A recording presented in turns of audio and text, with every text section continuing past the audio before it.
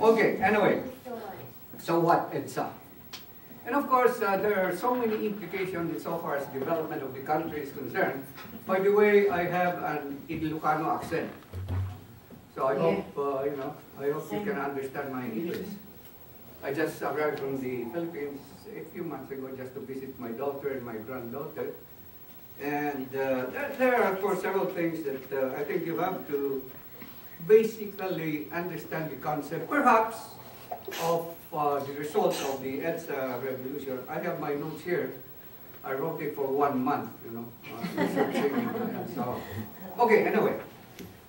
Several things, of course, come to our mind on why the EDSA.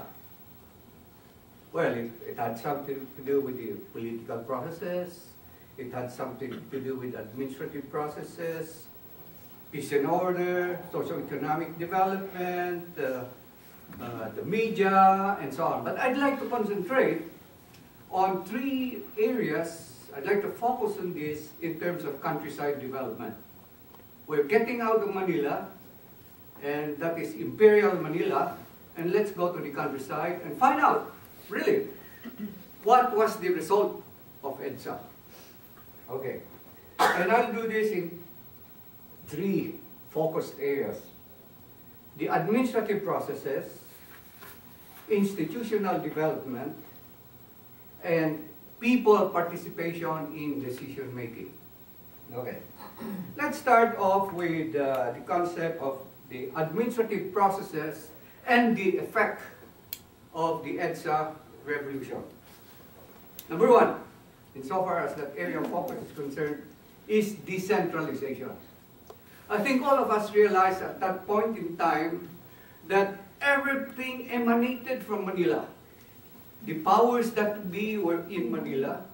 What was happening in the countryside was evolved in Manila, conceptualized in Manila, and directed from Manila. But because of the EDSA revolution, more developmental effort in terms of decentralization occurred, which would mean, therefore, that if you notice, the country was divided into several regions. And these were regional development regions.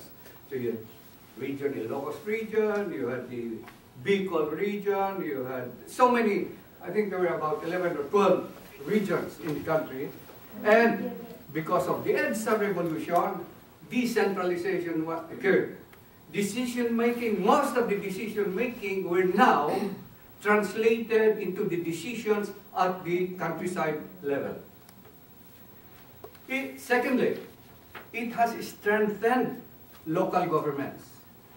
While at that point in time, again, everything was Manila-based and so on. This time, there was now a very strong local government. And because of the strong local government, we have now people at least deciding for themselves, instead of always depending on Imperial Manila. Another thing perhaps, and this would be interesting, is the fact that our bases, the US bases, were now converted into economic zones. And that was during the administration of President Aquino. They decided, because the basis agreement ended 1990,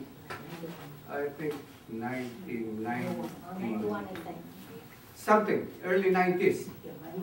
I'm that young, so I cannot remember. Okay, so anyway, what happened was these bases now were converted into what we call economic zones.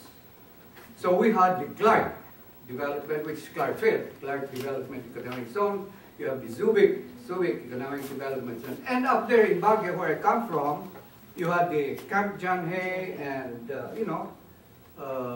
development area. So what happens, these bases were now transformed into economic generating activities. You will see, for instance, now Clark Field. You've got a lot of investors there already, private sector, and eventually the Clark Airfield will now be the central the central airport of the Philippines, moving it from Manila to Clark. That is, I think, within 5 to 10 years.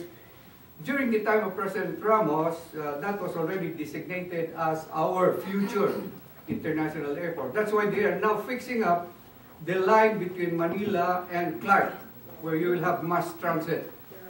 So that's one thing that happened in terms of Clark Field. Subic Bay, which was a naval base, you will also note there now that you have a lot of investors, particularly from Taiwan, from China, from Japan, from basically Korea. There are lots of Koreans now in the Philippines. Eventually it will become an